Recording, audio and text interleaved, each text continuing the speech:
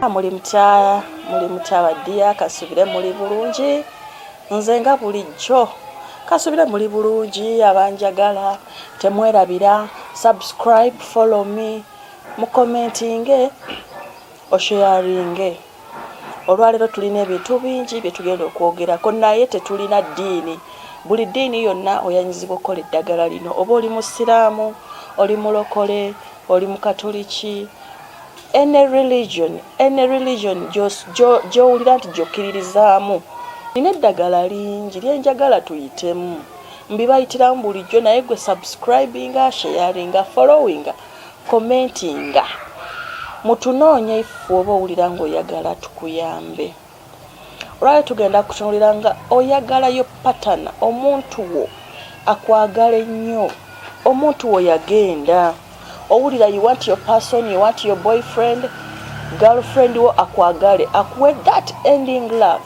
etakoma enda funa a white candle kati oba funye white candle making sure njagala okkiriza nti olina okukkiriza mu mutima mu ddiini lyonna lyokkiririzaamu make sure you have a faith make sure you believe in the universe tukkiririza mu maanyi ag'enjuba tukkiririza mwoyo omuntu ali mu ggwe ow'okubiri so oba omaze ofuna kande eyo funa esha kirina pointed nga onalaba akaso osobola ofuna empiso you can get a knife a needle kati oba omaliriza wandika ku kando amannya go gombi gawandika ku kando womaliza gawandika ku kando nkwegalidde tekako n'amannya ag'omuntu waffe oyo wandika the names amanya ga boyfriend oba girlfriend omuntu ogwowulira gweyagala wandika amanya ge ng'otaddewo spacing ku kando olwritingawo erinnya lyo n'oteekawo space n'oteekawo eri omuntu wo kati oba maliriza tulina ekigambo kye tukozesa mu spiritual work tulina ebigambo byaffe mu maanyi g'enjuba mu maanyi aga universe tulina ebigambo bye tukozesa so njagala owandika ekigambo Jove ebeera Jove giwandike wakati w'amannya ompulira abasinga mugamba kitegeeza kireeta bondi y'abantu babiri osobola okgenda n'okinoonyereza kati oba maliriza okuwandiika ofune omubisi get honey funa honey wo bulungi maze okufuna honey wo bulungi funa kando eyo gy'owandiseko amanya g'omwagalwawo n'otekamu n'ekyo kigambo eky'amaanyi ag'enjuba bw'oba omaliriza kwata hani wo bulungi tandika okusiga ku hani ku kando buli lwowandika ku kando ng'oyogera tandika okulaamiriza omuntu w'oyo okitegeera yonna gy'ali kasita obeera n'okukkiriza beera n'okukkiriza mu mutima gwo nabagamba nze mba njagala omuntu nga musabi omuntu akkiririza nti waliyo omuntu oyo ow'okubiri mu ggwe oba omaze okusigako omubisi gwo bulungi funa buto gwe bayita paamu oil abasinga mu mumanyi buto yabawa red buto w'ebinazi osobola omufuna kati oba omufunye muteke mu ngalo naye tandika okusiga ku kando ng'era oyogera ng'omuyita tandika okwogera kozesa paamu oil tandika okwogera kati oba omaliriza okwogera kwata elaita oba ekibiriiti koleza kande eyo kandi otandika ojjokya naye togiyimiriza gyokye ng'ogyebasizza wansi yogera buli kyowulira ky'oyagala gireke kandi eyejje eggweewo kandi erina okujja kandi erina okuggwawo ng'okozesa amaanyi ag'enjuba amaanyi agali mu ggwe ompulira nabagamba bulijjo nti buli lw'obeera n'okukkiriza tewali kigaana mukole lino eddagala ly'amaanyi lirina amaanyi ge mutamanyi mukitegeera tugenda kuba tubawa updates mu biki bye mulina okukola tubawabulemuko awali ensobi musobola okwebuuzaako ayagala okumanya oba oli mu nsi ki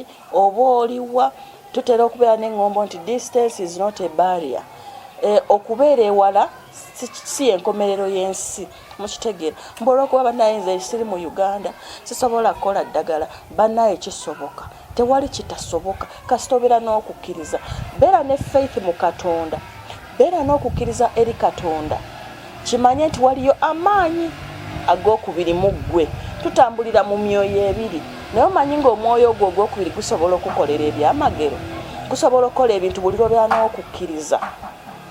Waliwo akugamba bannange nsola eddagala terikola, nze bannange ne wendikola eddagala nsigala nga bwendi, muganda wange teweerumya, okitegeera. Gwe wena agamba mbu newookola eddagala terikukwata, ngenda kuwa eddagala lino olikozese naye ng'olimu okukkiriza. Beera njagala ozukke essaawa 6 ogw'ekiro, si ly'amaanyi naye ogenda kukozesa amaanyi agali mu ggwe, omuntu oyo owookubiri.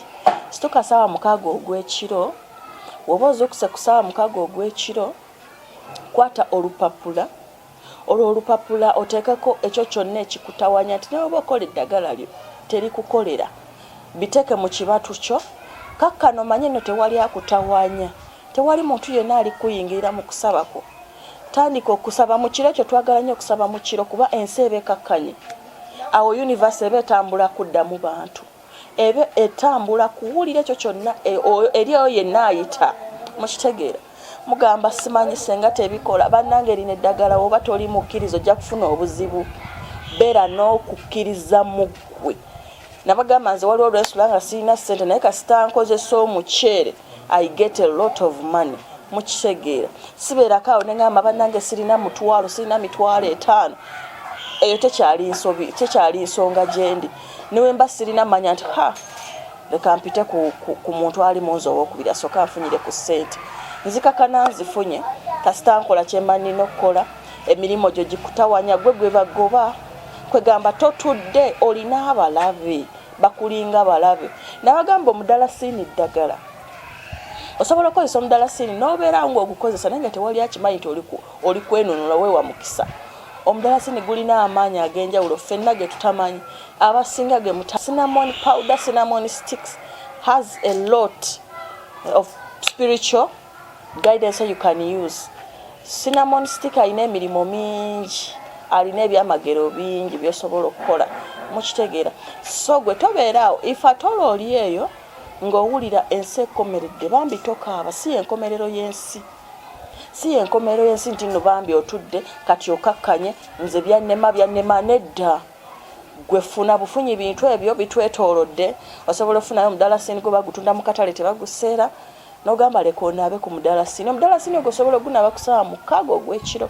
Naye buli lw'ogunaaba njagala ofeeyo nnyo okusabirako kyagala. Olaabira ennaku 3, tosigala kyekimu, okitegeera. Kyonna okikola ng'otaddemu okukkiriza era obeera bulungi. Mbaagala nnyo nga bulijjo, nze senga wammwe, Senga Shifra. Nga bulijjo senga eyajja otereza ebiganye. Senga omuto ate romantama. Mbaagala nnyo, mbaagalira ddala. Bye.